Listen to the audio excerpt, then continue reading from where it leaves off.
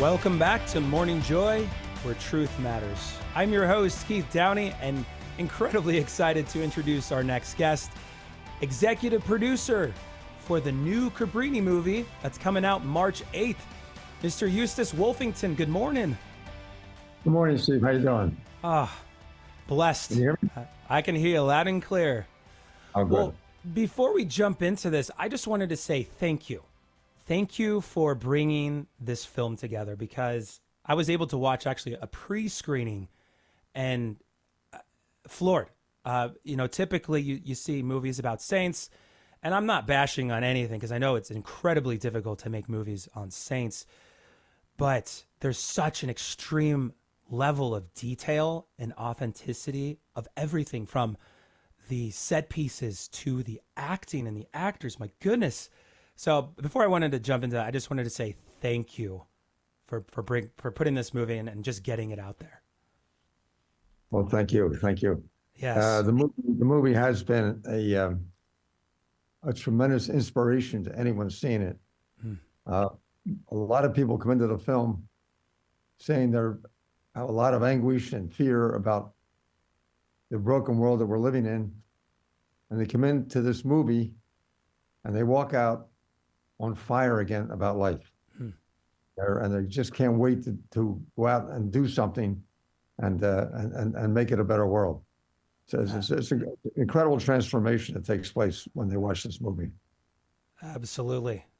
So tell us a little about the story of how you discovered the idea for this film, Cabrini. And I know you have kind of a special, Cabrini has a special place in your heart, but maybe kind of explain how you found out about this. Well, real quick, when I was 23 years old in 1955, I had to find a mass near my work that had a 6:30 mass. So I found this church. I walk in, I see a statue. I have no idea who it is. The priest said, we're going to have a 9-week novena on Mother Cabrini. Through 12 years of Catholic education, I had never heard her name. I had no idea who she was. I learned about her. I was so impressed with her life that I started to read up on her. I made her my patron saint. And I talk about her all over the world, and nobody would know her. 60 years later, a nun walked to my office and said, will you help me do a movie on Mother Cabrini? I said, sister, I did one movie, Bella. I never want to do another movie. I said, I'm sorry, I just can't do it. She bugged me for 6 years.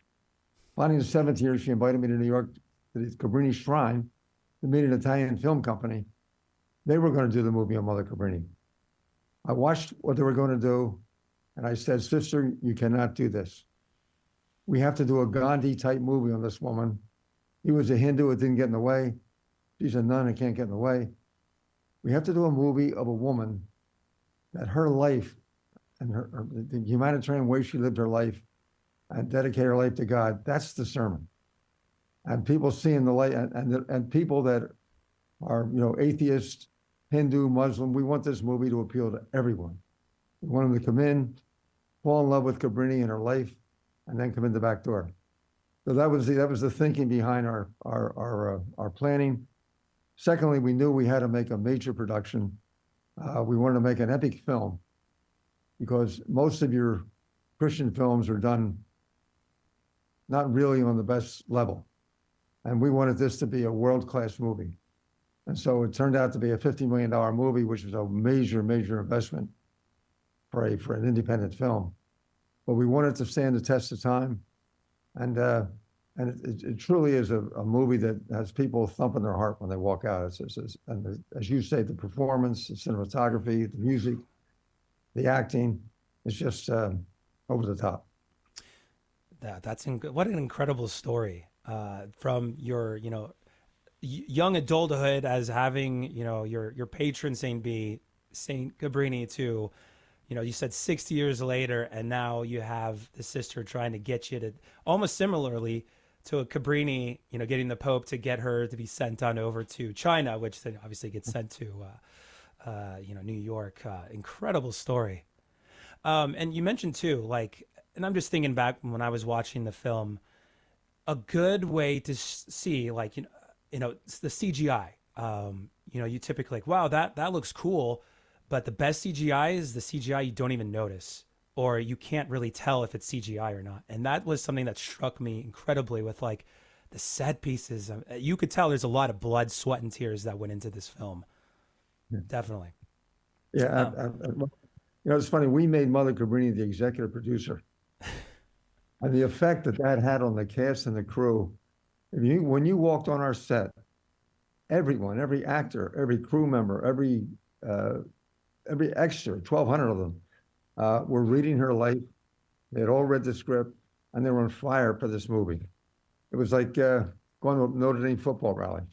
So you could feel the passion that went into it, and when you watch the movie, it's obvious that this whole movie is like, and the woman Cabrini, Scorsese was going to do a movie in 1973 on Mother Cabrini. Loretta Young had come to him and said, "I want to play Mother Cabrini."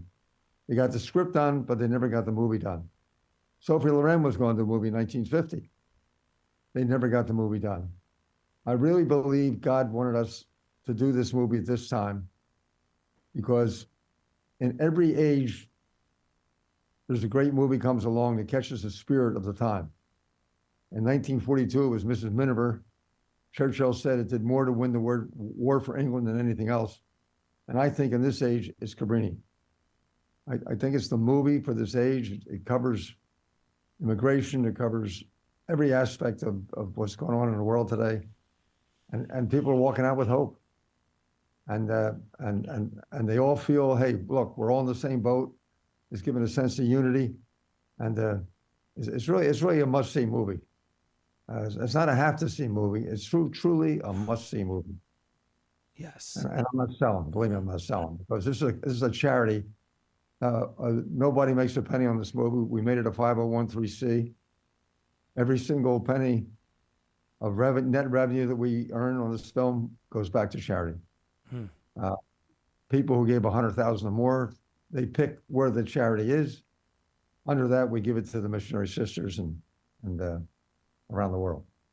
Incredible. Wow. So you mentioned a little bit on like the topic of immigration. How did making this film challenge your perspective on faith and service or immigration? Well, of course, Mother Cabrini is the patron of immigrants, and her life and just watching her whole philosophy on immigration.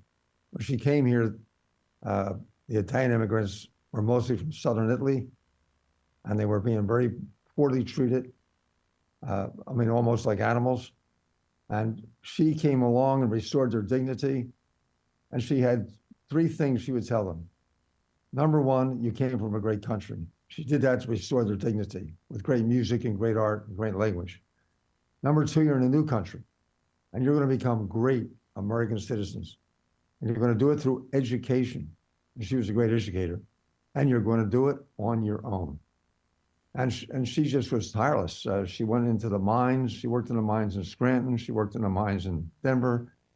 Wherever there was an Italian immigrant that was struggling and without hope, Mother Cabrini went in and resurrected their life and just would dress them up to the nines. She had seamstresses in every order. And the first order of the day was to dress them up, make them feel like $1 million and make them look like $1 million. Just an unbelievable woman. Something nobody knows that in 1946, July the 7th, when Mother Cabrini was canonized, a woman went to that. And on August the 18th, 1946, this woman resigned from her order. She had been a school teacher for 18 years. And she said, I'm going to model my life on Mother Cabrini. And that was Mother Teresa. And I only mention that because it tells you who Cabrini was. I mean, Nothing better than saints inspiring saints. My goodness, that's incredible. Thank you for sharing that. I had no idea that she had that like inspiration on Saint Teresa. My goodness, that's incredible. Yeah. Well, before we head on out, beyond Mother Cabrini's story, Eustace, what message do you hope viewers will take away from this film?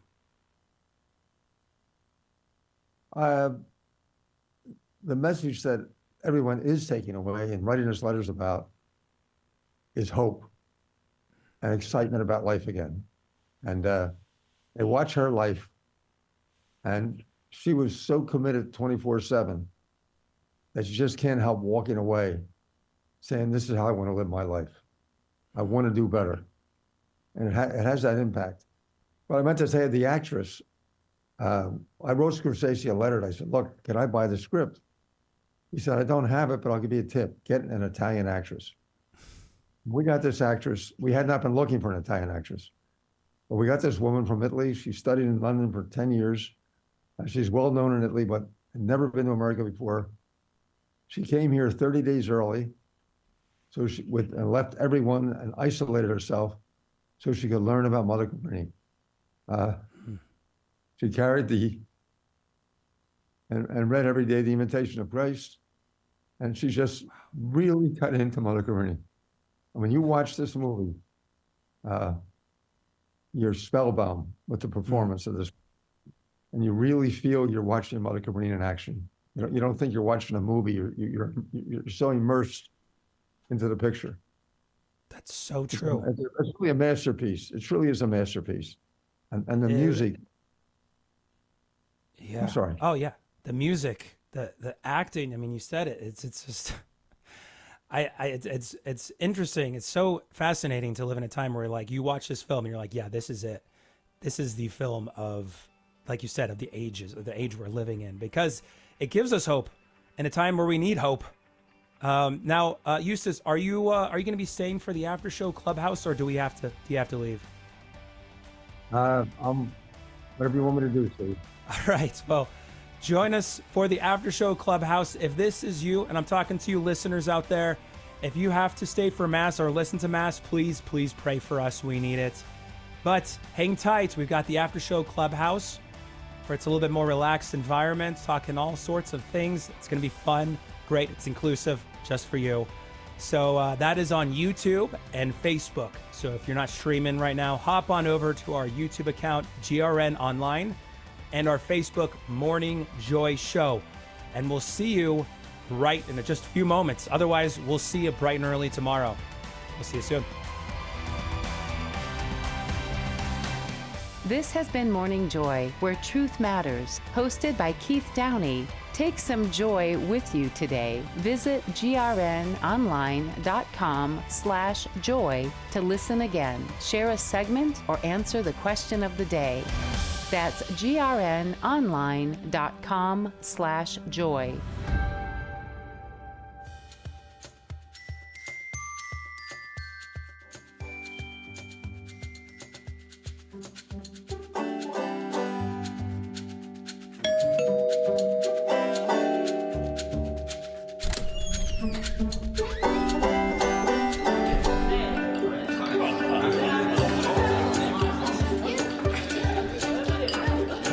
Welcome to my voice cracking. Welcome to the After Show Clubhouse.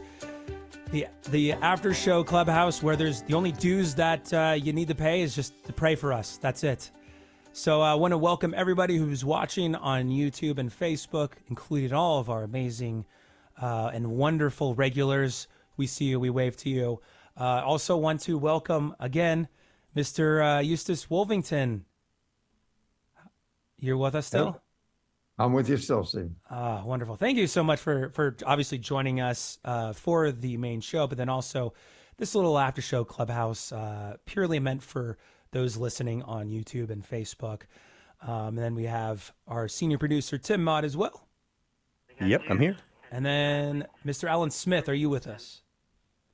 I'm here. I'm just in the background here, and very happy to hear that there's good movies still being produced today. And we need these movies about our faith, these stories of regular people who come and, I want to say, work the crowd, work the masses, and do their little thing. And again, we take note of that. And so we need these holy examples. We don't have enough of them. I mean, I get to represent the Venerable Archbishop Fulton J. Sheen and share his story, his example. And, it's what he wrote and what he said that many of us are still talking about today. But with other saints, we need to hear their stories. And it's great today. We, of course, the movie Cabrini coming out. It's, it's something that we say, you know what? Instead of going seeing the next Avengers flick, the next action movie, how about we fill our minds and our hearts with something holy, something about heaven, because that's our end game. It's not about, having the mansion here on earth. It's about the mansion in heaven and having a room, So there we go. But again, thank you, Eustace, for coming on and sharing your story. Thank you. And Fulton Sheen was one of my, I grew up at a time in his time. And I was a chaplain's assistant, and I'd always hang his sign, "God loves you," in my office. So everybody walked, because he was a great, great human being. Yeah. And we need your stories about Fulton Sheen. I'm, 62 years young.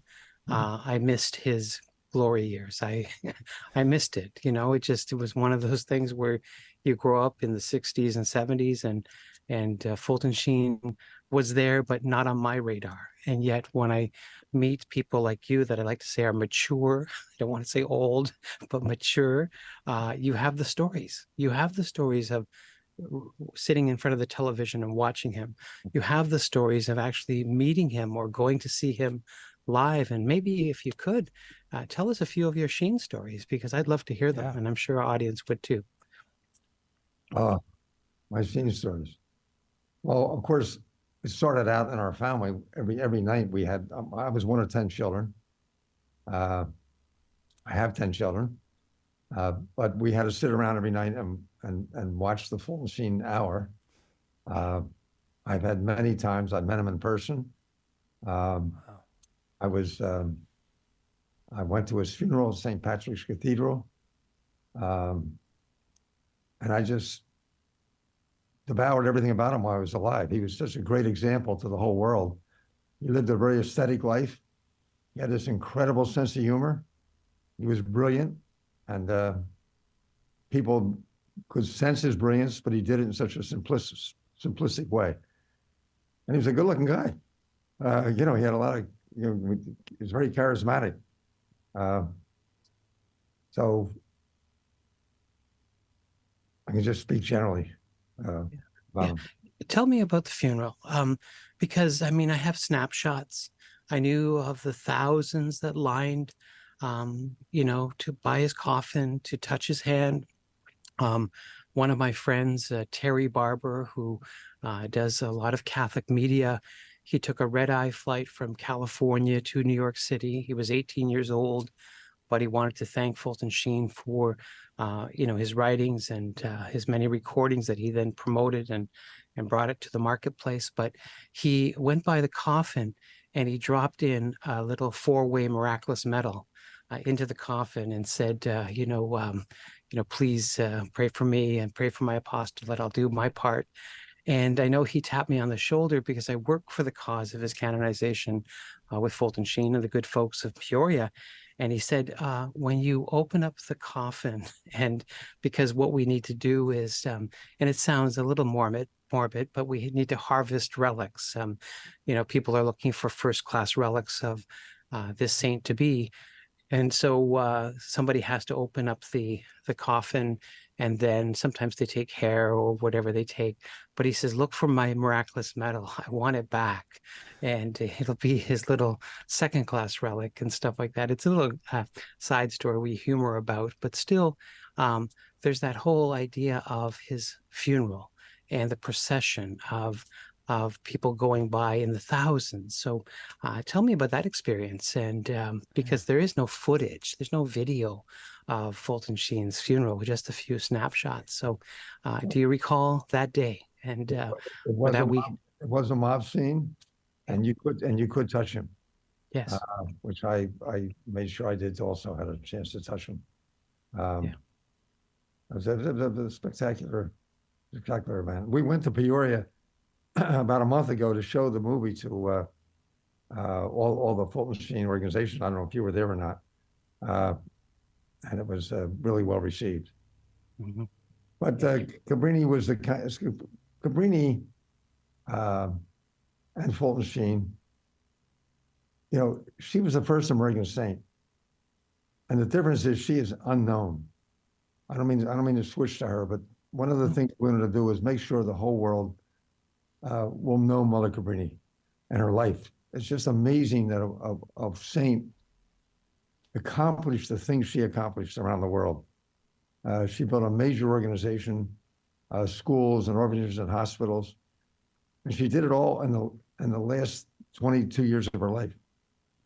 It's just and it's just when you watch this film, you're just going to be blown away, literally Right. blown away. Yeah, and I think there was some comparisons that the Sheen Foundation reached out to me when you were coming, and they were saying, "Do you know? Can you find any quotes of Fulton Sheen talking about Mother Cabrini and her work?" Because they wanted to, you know, like support you and support that. You know what I like to say: one saint endorsing another saint. Right. You know, Fulton Sheen wrote about Mother Teresa. And of course had a great friendship with her.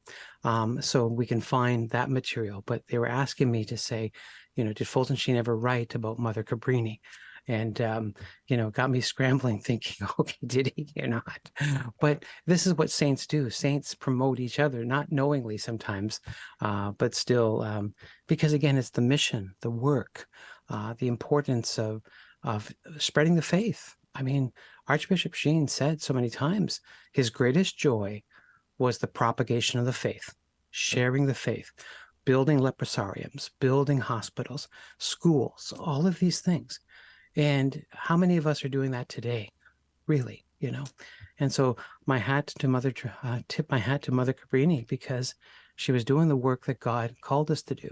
And that's the beautiful example. And doing it in at a time when there were poor transportation, no telephones, no TV, and she was a great communicator, a great leader. She had to communicate by letter, and she wrote thousands of letters to her nuns, and she just knew knew when someone needed a lift, and she just instilled dignity into every human being she met. Yeah. She worked in prisons. She established a lot of the protocol for immigrants today. And I think the question about, you know, when she came, immigration, you came through Ellis Island. Everything was documented. You were examined. If you're unhealthy, you were sent home.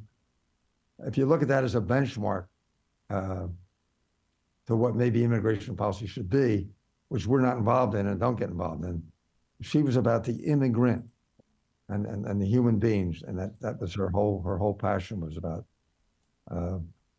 bringing Christ and faith to these people that when they come to a new country, they leave so much behind.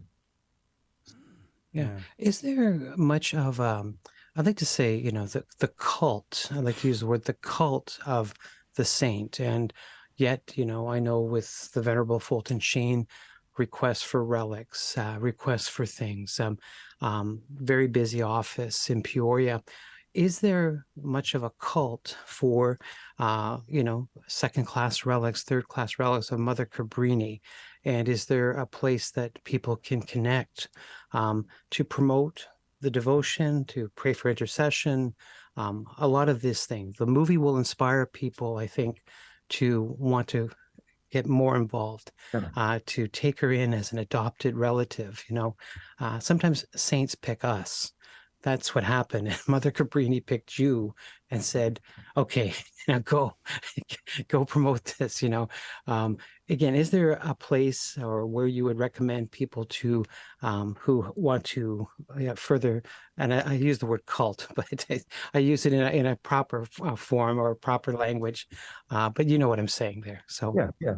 They have, Mother Cabrini was really big in 5 cities: Chicago, New York, Seattle, Denver, and New Orleans. And in a little lesser way in Philadelphia, LA. And so there's a giant mountain that Mother Cabrini bought in Denver, which they converted to a shrine. Uh, she bought this mountain because it had no water. And Mother Cabrini had a vision from her Blessed Mother where the water was. So she bought it on the cheap. The first day, she had her nuns go move a rock and said, "You move that rock, you'll find water." They did, and it's still running. Her ground in New York, which was a gift from the Jesuits up on the Hudson. She got it very cheap because it had no water. And of course, again, the Blessed Mother had come to her in a vision and told her where the water was.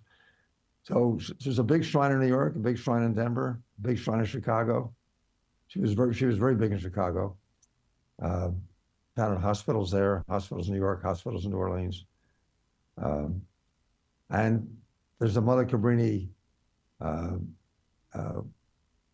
organization that, has dedicated itself to promoting her life in Chicago. So there's plenty of Okay.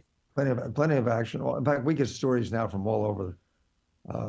People whose grandfathers were sick and without any health care, Mother Cabrini took them in. And when she would build a hospital, she was a great businesswoman. The first thing she taught her nuns was to get a good lawyer and to study contracts. That was the first thing they had to do when they came to a city. When she did something, it always had to make a profit. She would start these schools for very rich girls and take the profits to open the schools for the poor immigrants. She would open her hospital. She would build a magnificent hospital for the rich people. So they want to go nowhere else, and for the service and the care. And she'd take that money to give the exact same care to the poor immigrants who had no money. She just had a vision. She had a saying, "The world is too small for what I want to do," and she saw beyond her death because her organization grew to twice the size after her death. She just had this incredible gift of management and organization, and but the four things she taught her nuns were humility. Humility was very, very, very big in the Cabrini order. Love, service, and simplicity. She was very big on simplicity. I just really like to focus people on what they're going to get out of this movie for themselves. The majority of people see this movie say it's the best movie they've ever seen. Or if not, they put it in the top 3 best movies they've ever seen. And as I say, I'm not selling, I'm telling. It's just a magnificent experience for anyone who sees this film. Yeah, if you don't mind my jumping in, it sounds like this movie, the bigness of this production is going to appeal much wider than just a religious audience. So you mentioned when we were on the radio that you were hoping that people would be attracted by not only the production of the movie but also the ambition of Mother Cabrini, and then that would introduce them into the back door through the church. But what about her spirituality? Like, do you know of any ways in which her piety and her spirituality or prayer life came out in the movie, or that maybe little hints in there that we could look for when we go on opening day? Well, I would say her spirituality came out in her life. I mean, you walk out of this movie and and her faith, and you realize what drove her. It's so obvious. But the nice thing about the approach we took is it does approve to atheists, it does Muslims, anyone who sees this movie, and any age group, an 8-year-old, a 100-year-old, male, female, any ethnic group. Every ethnic group that sees this movie says, "That's me. That's me." I mean, what's happened in this country, and you realize when you see the movie, is that every new generation, every new immigration that comes into this country comes on the outside, and they have to work their way into the middle. And that's the way it's been for the Irish, for the Italians, for the Jewish, the Germans. You come in as an outsider, and you have to work your way into the middle. And that's just the way it goes in this country. And when people see that, I think that's what gives them the feeling of, wow, we're all immigrants. We all came, it's just a matter of a different generation, and we're all in the same boat, and we're in this together. Um, and she is a role model. You know, the value system of the world today, you know, we all know has deteriorated tremendously as they take God out of our society. And when you watch Mother Cabrini, uh, you just see what life should be, and the movie just.